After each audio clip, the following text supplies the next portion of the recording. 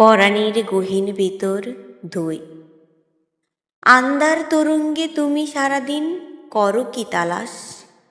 মেঘের ভেতর তুমি দেখো কোন পাখির চক্কর?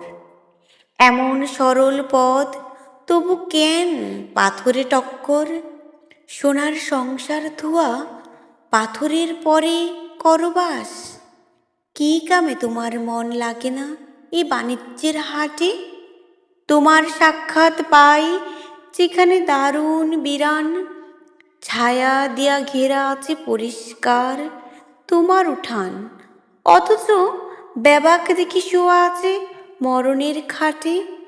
নিঝুম জঙ্গলে তুমি শুনছিলা ধনেশের ডাক, হঠাৎ আছাড় দিয়া পড়ছিল রূপার বাসন।